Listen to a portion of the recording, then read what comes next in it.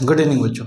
आज की क्लास में हम लोग क्या बातचीत करने वाले हैं इस पर विचार करते हैं। जैसा कि आपको मालूम होगा पिछली क्लास जो हमारी हुई थी उस पिछली क्लास में हम लोगों ने लेक्चर 4 का डिस्कशन किया था। लेक्चर 4 में हमने क्या पढ़ा था, हमने IUPAC नोमेनक्लेचर ऑफ एल्केन के बारे में पढ़ लिया था। यानी कि हम लोगों ने ये डिस्कस कर लिया है कि नेमिंग कैसे की जाती है और एल्केन की नेमिंग कैसे की जाती है। ये आपको लेक्चर 4 में पढ़ाया गया था, यानी जो पिछला क्लास था आपका उसमें ये चीज़ हम लोग डिस्कस कर चुके थे।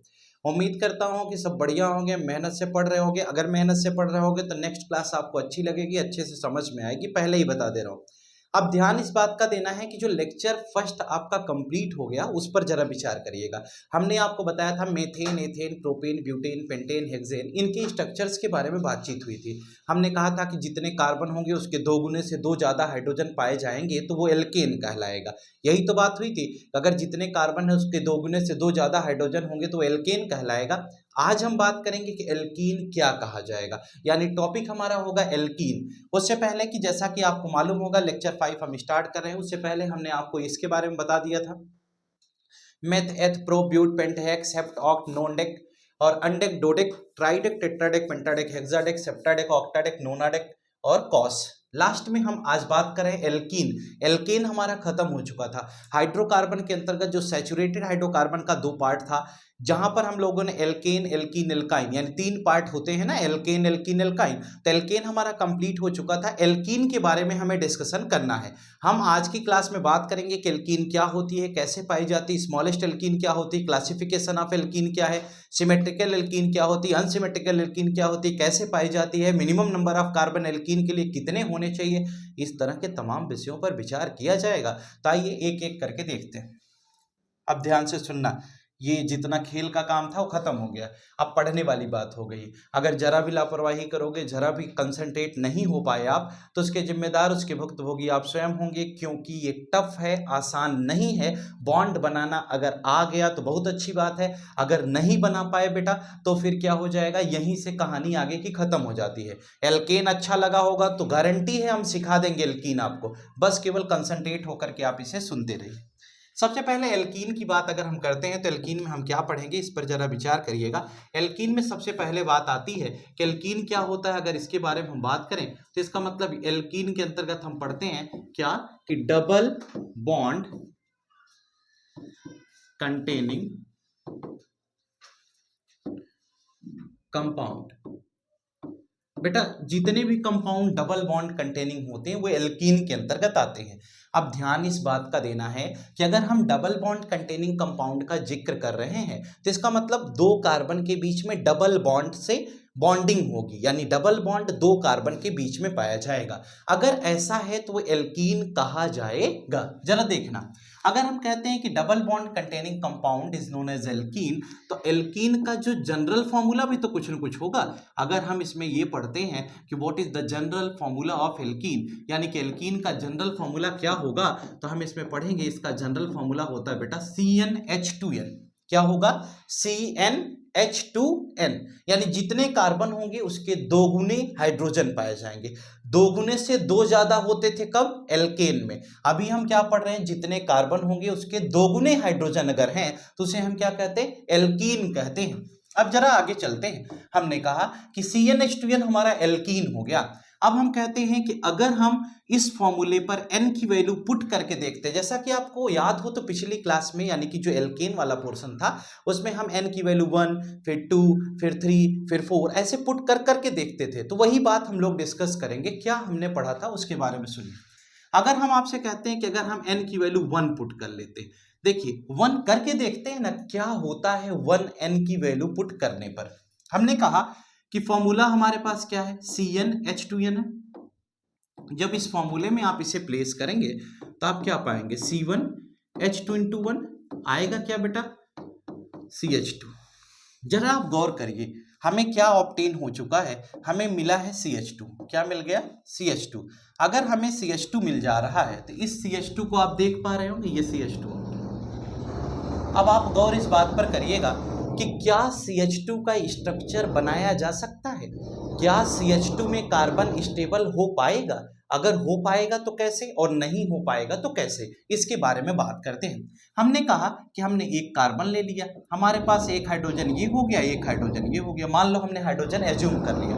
अब हमारे पास क्या है कि कार्बन हमारा 4 बॉन्ड बना सकता है, हाइड्रोजन हमारा एक एक इलेक्ट्रॉन इसके पास हो गया।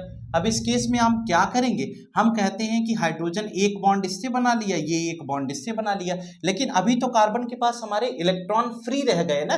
क्या कार्बन ऑक्टेट रूल को फॉलो कर पाया हाइड्रोजन को बॉन्ड बनवाने के बाद?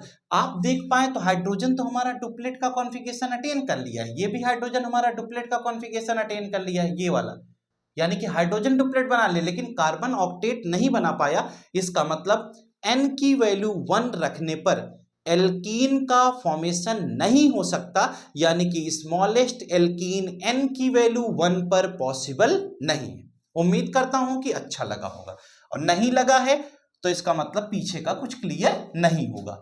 n की वैल्यू 1 रखने पर एल्कीन नहीं बनाया जा सकता, क्योंकि एल्कीन के लिए डबल बॉन्ड का होना जरूरी है, और हाइड्रोजन कार्बन से डबल बॉन्ड नहीं बना सकता। बेटा क्यों नहीं बना सकता? क्योंकि हाइड्रोजन कार्बन से डबल बॉन्ड कैसे बनाएगा? हाइड्रोजन के अंदर तो एक बॉन्ड बनाने की क्षमता है ना। फिर क्वेश्चन आता है, सर आपको कैसे पता चल जाता है कि कौन कितना बॉन्ड बनाएगा? जिसकी जितनी वैलेंसी पाई जाएगी वो उतना ही तो बॉन्ड बनाएगा। हाइड्रोजन की वैलेंसी 1 है बेटे, इसलिए हाइड्रोजन एक बॉन्ड बनाएगा। कार्बन की 4 है तो ये 4 बॉन्ड बनाएगा, और जब 4 बॉन्ड बनाएगा तो ऑक्टेट के रूल से ये जाना जाएगा, इसलिए हम इसको ऐसे पढ़ते हैं। ये बात आपको अच्छी समझ में आ जानी चाहिए। अब हम इसके थोड़ा और आगे चलेंगे और अगली बात क्या डिस्कस करेंगे, जरा इस पर विचार करते हैं।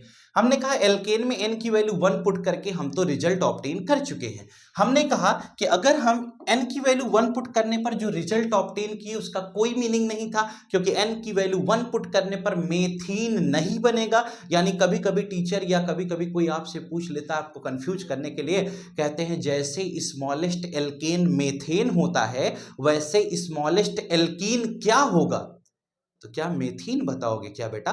मेथीन नहीं बनती, यानी कि डबल बॉन्ड एक कार्बन में नहीं बनेगा। डबल बॉन्ड के लिए 2 कार्बन का होना हाइड्रोकार्बन के रिस्पेक्ट में जरूरी है। ठीक है, अब जरा देखो, हम कहते हैं कि अगर हम डबल बॉन्ड को 2 कार्बन के रिस्पेक्ट में बात करें, अगर हम इसी केस को दूसरे हिसाब से समझें, हमने कहा कि अगर हम इस क्वेश्चन को ऐसे समझें, n की वैल्यू हमें 2 दे दी जाए, क्या दे दी जाए? n की वैल्यू 2 दे दी जाए, तो हम कहेंगे कि हमने फॉर्मूला क्या पढ़ा है? CnH2n। ध्यान से सुनना, हमने अगर CnH2n पढ़ा है तो हम जानते हैं कि जितने कार्बन होंगे उसके 2 गुने हाइड्रोजन पाए जाएंगे। तो बेटा इस केस में हम C2 लिख देंगे और यहां से H2 × 2 लिख देंगे, तो इस केस में हम क्या पा जाएंगे? C2H4 पाएंगे। क्या पाएंगे? C2H4। अगर इस केस में हम C2H4 पा जाते हैं तो जरा आप गौर करिएगा, C2H4 पाएंगे तो हम क्या करेंगे? हम कहते हैं हमारे पास कार्बन कितने? 2 हैं। ध्यान से सुनना, हमें करना क्या है कि दोनों कार्बन को सबसे पहले डबल बॉन्ड से जोड़ देना है। एक जगह पर डबल बॉन्ड आपको बनाना है। हमने कहा दोनों कार्बन लिखा, एक जगह पर डबल बॉन्ड बना दिया। हम कहते हैं कि इस हाइड्रोजन के पास टोटल कितने इलेक्ट्रॉन थे बेटे? टोटल 4 इलेक्ट्रॉन थे। सॉरी, इस कार्बन के पास यहां पर भी क्या होंगे? यहां पर भी उसी प्रकार 4 इलेक्ट्रॉन होंगे। तो एक हाइड्रोजन हम यहां से क्यों न जोड़ दें और दूसरा हाइड्रोजन हम यहां से क्यों न जोड़ दें, ऐसे इलेक्ट्रॉन लेकर के, और एक हाइड्रोजन यहां से जोड़ देते हैं, एक यहां से जोड़ देते हैं। आप देख पाए होंगे कि ये आपका स्ट्रक्चर तो बिल्कुल बढ़िया हो गया। कार्बन 4 बॉन्ड बनाना चाह रहा था, 4 बनवा दिया, 1 2 3 4 कार्बन का हो गया। हाइड्रोजन सिंगल बनाता था, सिंगल बना लिया, ये भी स्टेबल हो गया, ये भी स्टेबल हो गया। सब मार्केट बढ़िया चल रही थी। उसी दौरान किसी ने एक छोटा सा सवाल कर दिया, किसी ने कहा कि अगर आप इतना ही जानते हैं तो जरा हमें इलेक्ट्रॉन डॉट स्ट्रक्चर बना करके दिखाइए। अगर हम इसका इलेक्ट्रॉन डॉट स्ट्रक्चर बनाएंगे तो हम क्या पाएंगे, ये हम आपको बताएंगे। आप सफल हो जाएंगे, गारंटी हमारी है, पढ़ने की जिम्मेदारी आपकी है। यहाँ से इसको ऐसे घुमाएंगे, ये देखिए इसको ऐसे बनाएंगे, हाइड्रोजन का डुप्लेट यहाँ से ले जाएंगे, इधर वाले हाइड्रोजन का डुप्लेट ऐसे बनाएंगे। शायद आप इसे समझ पाएंगे। आगे देखिए, ये आइए, कार्बन कहने लगा कि हमारा ऑक्टेट आप कैसे बनाएंगे। देखिएगा, हाथ देखिए कहाँ चल रहा है, पेन पर ध्यान रखिएगा। ये कार्बन कहने लगा क्या तुम हमें भी संतुष्ट कर पाएंगे? ये देखिए, इलेक्ट्रॉन डॉट स्ट्रक्चर इसे बोलते हैं। ये क्या है, पहला वाला बेटा, पहला वाला हो गया स्ट्रक्चरल फॉर्म। पहला वाला क्या हो जाएगा, स्ट्रक्चरल फॉर्म। दूसरा वाला क्या हो जाएगा, इलेक्ट्रॉन डॉट स्ट्रक्चर। पहला स्ट्रक्चरल फॉर्म हो गया, दूसरा इलेक्ट्रॉन डॉट स्ट्रक्चर हो गया। अब तीसरे पर आते हैं। अगर तीसरे पर आएंगे तो ये क्या हो गया, कार्बन, कितने हाइड्रोजन है, 2, तो CH2। कौन सा बॉन्ड है, डबल, कोई दिक्कत नहीं। ये क्या है, कार्बन, कितने हाइड्रोजन है, 2, तो क्या लिख दिए, CH2। तो CH2 डबल बॉन्ड CH2 कर दिए तो ये क्या हो जाएगा। अब इसका नाम, कितने कार्बन है, 2, तो 2 को क्या कहते हैं, एथ। सिंगल बॉन्ड है क्या, नहीं। कौन सा बॉन्ड है, डबल। डबल को क्या कहते हैं, इन, तो इसका नाम क्या हो जाएगा, एथीन। इसी के साथ ये समाप्त हो गया। समझ में है, ये है एथीन। तो आपने देखा सबसे छोटी एल्कीन क्या बनी, एथीन बनी। सबसे छोटी एल्कीन क्या बन गई, एथीन बन गई। तो एथीन को हम क्या कहते हैं, स्मॉलेस्ट एल्कीन के नाम से जानते हैं। एथीन हमारा क्या होगा, स्मॉलेस्ट एल्कीन कहा जाएगा। ये बात समझ में आ गई आपको, पक्का। तो चलो आगे चलते हैं। हमने कहा इसी एल्कीन के अंतर्गत अगर हम थोड़ा विचार और करते हैं तो हम क्या पढ़ेंगे, वो हम आपको बताने से पहले, एक मिनट जरा देखो बच्चे, थोड़ा स्लो हो गया है।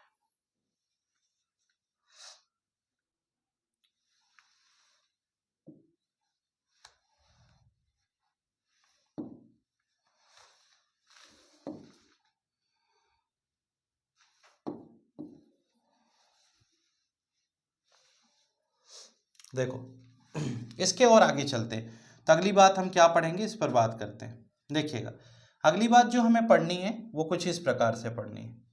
अगली बात ये पढ़नी है, ये हमारा एल्कीन का केस है।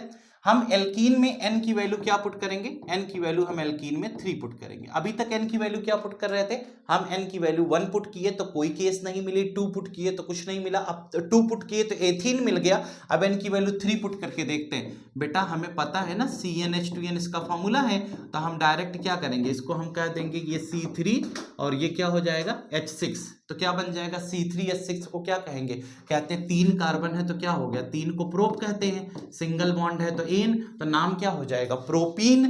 सॉरी सिंगल बॉन्ड नहीं, डबल बॉन्ड है तो इन, तो नाम इसका क्या हो जाएगा, प्रोपीन। तो आप यहां क्या करोगे, 1 कार्बन, 2 कार्बन, 3 कार्बन। कितने कार्बन है, 3, तो 3 ऐसे लिख लोगे। उसके बाद क्या करोगे, आप एक जगह डबल आपको लगाना है। डबल बॉन्ड चाहे यहां लगा लो चाहे यहां लगा लो, किसी एक ही जगह पर लगाना है, पूरे में नहीं लगाना है। हमने कहा डबल बॉन्ड हम यहां लगा लेते हैं। कहें सर बाकी सिंगल लगाना है, लगा दिए। अब हम कहते हैं कि यहां पर क्या करेंगे बच्चे, यहां पर हाइड्रोजन लगा देंगे, यहां पर हाइड्रोजन लगा देंगे। 1 2 3 4, अब इस कार्बन के पास आए, 1 2 3, 3 बॉन्ड पहले से बनाया है, एक और बनवा देंगे। इस कार्बन के पास आए, 1 बॉन्ड पहले से बनाया है तो 3 और बनाएगा। देख पा रहे हो आप, ये क्या हो गया, ये किसका स्ट्रक्चर, क्या देखिए ये जो मॉलिक्यूलर फॉर्मूला है इसका क्या हुआ है, यहां पर सही बैठ रहा है। हमने कहा 1 2 3 C3 सही है, 1 2 3 4 5 6 हाइड्रोजन 6 है, सही है। यानी कि C3H6 बिल्कुल परफेक्ट यहां पर सेट हो जा रहा है। इसका मतलब हम इसका नाम क्या दे देंगे, इसका नाम हम प्रोपीन कहेंगे। ये क्या हो जाएगा, प्रोपीन। क्लियर हुआ, आगे देखो। अगर हम इसका कंडेंस फॉर्म लिखेंगे बच्चे तब क्या लिखेंगे, CH2 डबल बॉन्ड CH फिर CH3। ये देखिए ये आया कि नहीं, ये क्या हो गया, ये आपका प्रोपीन हो गया, लेकिन ये इसका कंडेंस फॉर्म हो गया। क्या इलेक्ट्रॉन डॉट स्ट्रक्चर में समस्या होगी क्या, वो भी मुझे लगता है कि आप बना ले जाएंगे। जैसे हमने पीछे वाले का बनाया था वैसे ही इसका भी आपको बनाना होगा। अब चलिए एल्कीन में ही हम आगे और बढ़ते हैं। तो अगली बात क्या पढ़ते हैं, हम कहते हैं एल्कीन में जब हम अगली बात पढ़ेंगे तो अगली बात क्या होगी उस पर विचार करिएगा। एल्कीन की अगली बात हमने कहा कि अगर मान लो रैंडमली हम एक छोटा सा केस ले ले, हम कह देते हैं आपसे कि हम n की वैल्यू 5 ले लें। क्या ले लेते हैं, n की वैल्यू हम 5 ले लेते हैं। जब हम n की वैल्यू 5 ले लेंगे तो ये क्या हो जाएगा, CnH2n आपने पढ़ा है, ये जितना कार्बन होगा उसका 2 गुना हाइड्रोजन होगा, तो C5H10 हो जाएगा, होगा कि नहीं। आप इसका स्ट्रक्चर कैसे बनाएंगे, 1 2 3 4 5, 5 लिख दिया। अब क्या करोगे, अब ये 5 है तो आप कहीं पर भी क्या करोगे, आप कहीं पर भी डबल बॉन्ड लगा दोगे। कौन सा बॉन्ड लगाओगे, डबल। तो कहां लगा दे सर, यहां लगा दीजिए, लगा देते हैं। बाकी जगहों पर बेटा सिंगल लगा दो, लगा दिया सिंगल। अब कहते हैं इसको बैलेंस करोगे कैसे, ये एक बॉन्ड बनाया है तो कितना और बनाएगा, 3 और बनाएगा। ये हाइड्रोजन 2 1 3 बनाया है तो एक और बनाएगा, 2 1 3 बनाया है तो एक और बनाएगा, एक और 2 बनाया है तो 2 और बनाएगा, एक बनाया है तो ये क्या करेगा, 3 और बना लेगा। इस प्रकार से हम इसको पढ़ सकते हैं।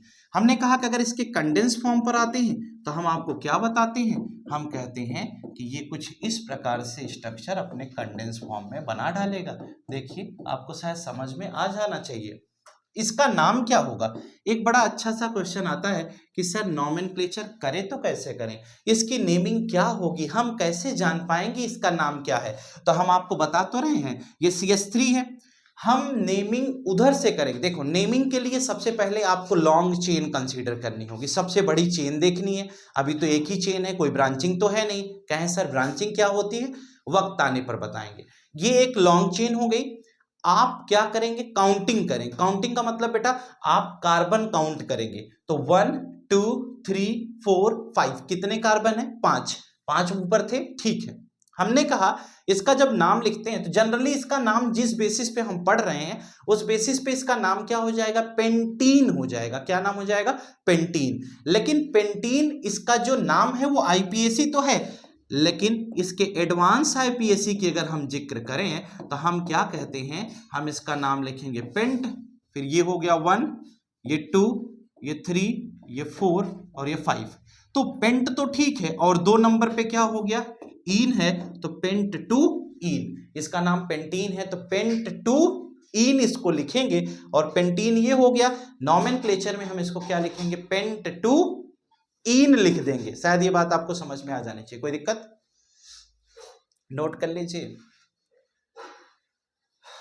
बेटा। पेंट 2 इन आपको समझ में आ गया हो तो हम आगे चलें। अब एक क्वेश्चन हम आपके लिए देते हैं, जरा आप बनाइएगा, देखिए क्या आप बना पाते हैं। अगर हमने कहा कि मान लीजिए हम आपको क्वेश्चन दे दें, क्या दे दें क्वेश्चन में, सपोज करिए हमने क्वेश्चन आपको दे दिया C7H14, नाम से तो पता चल रहा है ये है आपका हेप्टीन। क्या नाम हो जाएगा इसका, हेप्टीन। अगर C7H14 नाम से पता चल रहा है ये है हेप्टीन, जरा स्ट्रक्चर बनाइए और स्ट्रक्चर बनाकर इसकी एडवांस IPAC बताइए। एडवांस IPAC में इसका क्या होगा केस, ये आपसे हम जानना चाहते हैं। सबसे पहला काम क्या करेंगे, वही 7 कार्बन जैसे बनाते थे वैसे ही बना लीजिए। चलिए बनाइए आप हमारे साथ में, जो भी वीडियो को देख रहे हैं उनसे हमारा अनुरोध है कि आप अगर सीखना चाहते हैं तो साथ साथ पेन कॉपी लेकर के बैठे। ये नहीं कि मनसा सर बोल रहे हैं हम सुन रहे हैं, अगर सब सुनने से ही सीख जाते तो पेन का अस्तित्व खत्म हो जाना चाहिए था अब तक। इसलिए बेटा अगर आप पढ़ रहे हो तो पढ़ने के साथ साथ पेन और कॉपी भी आपके साथ होना जरूरी है। अगर ये जरूरी है तो इसकी मदद से ही आप कार्य को पूर्ण करें, तो ये अत्यधिक उच्चतम कोटि की बात होगी। क्या करोगे, 7 कार्बन है ना, 7 को लिखो, 1 2 3 4 5 6 7 लिख दिया। अब क्या करोगे, कहीं एक जगह डबल लगाना है, हम कहते हैं सर कहाँ लगाएं, यहां लगा लो। बाकी जगहों पर क्या करोगे, सिंगल लगा लो, ठीक है। हम कहते हैं अब इसमें क्या करोगे, बस अपना पुराना ढर्रा जिस पर हम काम करते आए, 2 1 3 1 4, 2 1 3 1 4, 2 2 4, ये लो, समझ गए। कुछ करना था नहीं, हाइड्रोजन प्लेस करते चलो बेटा।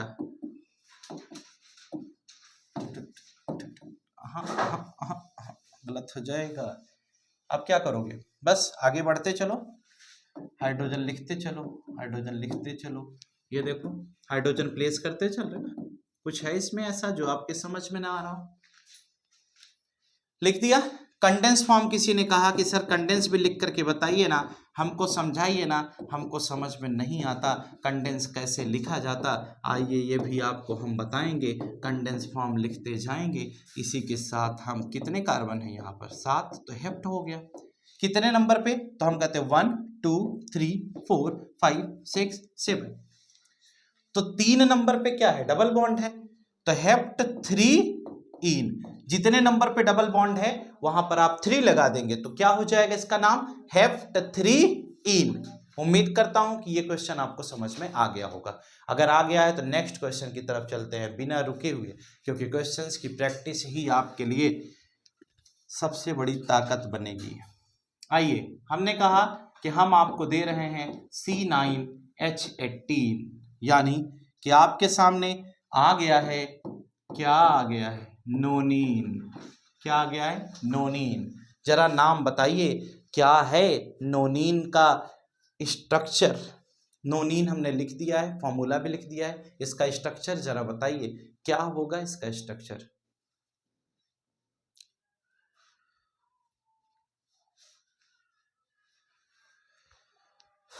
क्या करोगे, वही 7 का केस लगाइए, 1 2 3 4 5 6 7 8 9, सॉरी 9 का केस लगाएंगे। कहीं पर भी डबल लगा दो, ठीक है। बाकी जगहों पर क्या करोगे, सिंगल लगा दो। बाकी जगहों पर क्या करोगे, सिंगल लगा दो। अब हमारा कार्बन कितने बॉन्ड बनाता है ये तो हमें पता ही है। अब देखिए हाइड्रोजन लगाते चलो। अब हाइड्रोजन लगाने के बाद मैच करा लेना, क्या आपने जो लगाया है वो सही है, क्या कोई कार्बन 4 से ज्यादा बॉन्ड तो नहीं बना लिया हाइड्रोजन लगाने के चक्कर में, ठीक है। तो वो भी देख लेंगे। ये देखिए कितना जोरदार स्ट्रक्चर बन रहा है। आप कुछ नहीं करिए, आप देखिए total number of carbon count कर लीजिए, total number of hydrogen count कर लीजिए। अगर ये C9H18 आ रहा है तो बिल्कुल ठीक है, नहीं आ रहा है तो इसका मतलब आपने कहीं गलत कर दिया है।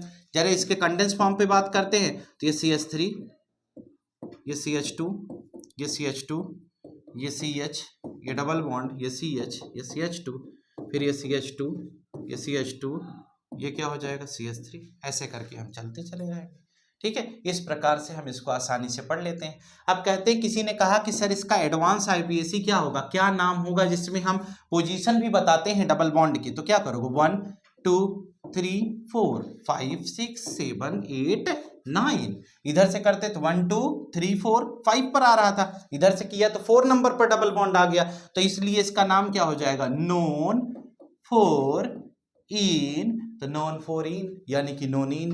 नोनीन का जब हम नाम लिखे तो हम जहां पर डबल बॉन्ड था उसके बेसिस पे लिखेंगे तो एडवांस IPAC होगा। इस प्रकार से ये नोनीन बन गया।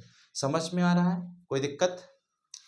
चलिए, अब अगर हम कहते हैं कि इसमें कोई दिक्कत नहीं है तो हम क्यों न ऐसा कर लें, कैसा कर लें, वो हम आपको 1-2 क्वेश्चन और बताते हैं।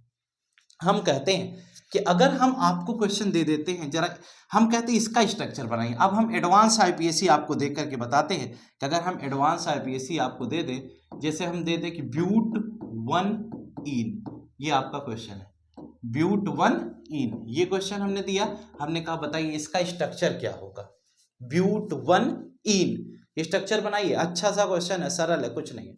ब्यूट 1 इन का स्ट्रक्चर क्या बनेगा बेटा,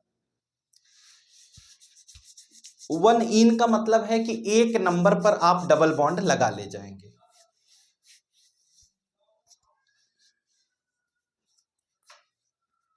तो क्या करोगे, पहले 4 कार्बन लिखोगे सेम टू सेम जैसे करते थे, ठीक है। 4 लिख दिया, पहले वाले पर डबल बॉन्ड लगा लो, बाकी सभी पर सिंगल लगा लो। अब 2 बॉन्ड ये बना चुका है, कितना और बनाएगा, 2 और बनाएगा, 2 1 3 ये बना लिया तो एक और बना दिया, 1 2 बनाया तो एक और बना दिया, 3 एक ये बनाया है तो 3 और बनवा दो। ये देखो क्या नाम हो जाएगा, इसका नाम हो गया ब्यूट 1 इन, या फिर इसे प्यार से लोग ब्यूटीन भी कहते हैं, तो दोनों आप कह सकते हैं। ऐसा भी केस आता है, क्वेश्चन आता है तो आप इसे सॉल्व कर सकते हैं। क्या टफ है, क्या टफ तो नहीं होना चाहिए। ये हो गया एल्कीन का केस, ठीक है। 10th लेवल पर इतना बहुत पर्याप्त है आपके लिए। जब आप क्लास 11th की IPAC पढ़ेंगे तो उसमें कुछ और ऐड हो जाएगा। अभी इतना आप जानते रहिए, इतने में आपकी गाड़ी चलेगी नहीं, दौड़ेगी, और दौड़ेगी इतना तेज संभालोगे नहीं तो पटरी से भी उतर सकती है। लेकिन जब कॉन्सेप्ट क्लियर रहेंगे तभी गाड़ी दौड़ेगी, वरना पटरी पर चढ़ना भी मुश्किल हो जाएगा। जरा देखिए आगे हम बात करते हैं। इसी एल्कीन के अंतर्गत एक टॉपिक आता है बेटा, क्लासिफिकेशन ऑफ एल्कीन। क्या टॉपिक आया? Classification of alkene. तो हम कहते हैं एल्कीन को हम दो पार्ट में क्या करते हैं? क्लासिफाई करते हैं। अगर हम एल्कीन की बात करते हैं तो हमने कहा कि एल्कीन को हम दो पार्ट में क्या करते हैं? क्लासिफाई करते हैं। अब जरा समझिएगा कि ये दोनों पार्ट क्या है।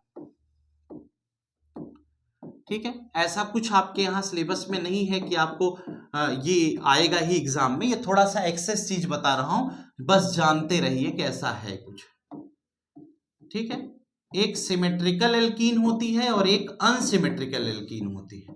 हमने कहा सिमेट्रिकल क्या होती है, अनसिमेट्रिकल क्या होती है। अगर हम इसका जिक्र करें तो उसके बारे में हम कहते हैं कि अगर डबल बॉन्ड कहीं दिया है, डबल बॉन्ड के रिस्पेक्ट में दोनों साइड में जो ग्रुप हैं अगर वो सेम है तो इसे हम क्या कहते हैं? सिमेट्रिकल एल्कीन कहते हैं। क्या कहेंगे? इसको हम सिमेट्रिकल कहेंगे। जैसे कि इसके एग्जाम्पल में पहला एग्जाम्पल एथीन हो गया, और स्मॉलेस्ट सिमेट्रिकल एल्कीन एथीन होती है।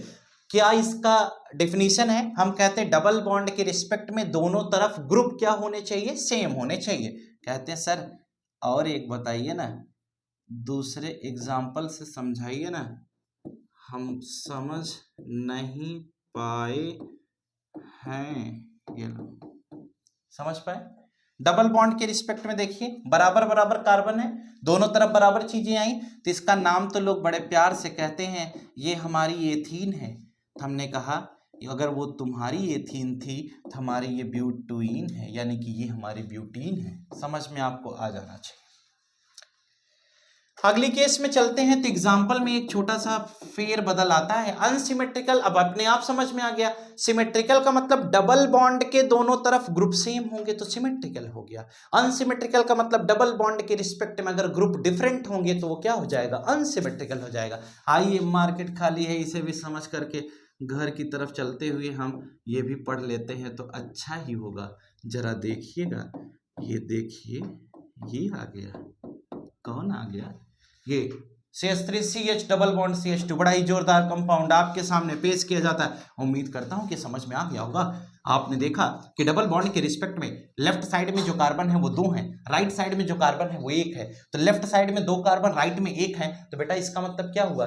ये क्या नेक है? जरा देखिए, इसको आप क्या कहोगे? अनसिमेट्रिकल एल्कीन कहोगे, क्योंकि डबल बॉन्ड के रिस्पेक्ट में दोनों तरफ ग्रुप सेम नहीं है। अगर दोनों तरफ ग्रुप सेम होते तो हम क्या कहते हैं? सिमेट्रिकल कहते, लेकिन दोनों तरफ ग्रुप डिफरेंट हो गए तो अनसिमेट्रिकल हो गए। क्या इससे छोटा भी अनसिमेट्रिकल कोई हो सकता है क्या? नहीं, इससे छोटा कोई अनसिमेट्रिकल नहीं होगा। क्या सही कह रहा हूं क्या? हाँ बिल्कुल सही कह रहा हूं। इससे ज्यादा और कुछ सही नहीं है, इससे छोटा अनसिमेट्रिकल नहीं है, यही सबसे छोटा अनसिमेट्रिकल है। नाम के बारे में बात करें तो जब काम जानते होंगे तो नाम बताने में कोई हर्जाना नहीं। तो इसका नाम क्या हो गया? प्रोपीन हो गया। 3 कार्बन है तो 3 को प्रोप कहते हैं। यहाँ क्या है? डबल बॉन्ड है तो प्रोपीन हो गया। कहते हैं कि अगर दूसरा स्ट्रक्चर आ जाए तो उसका नाम हम क्या बता पाए?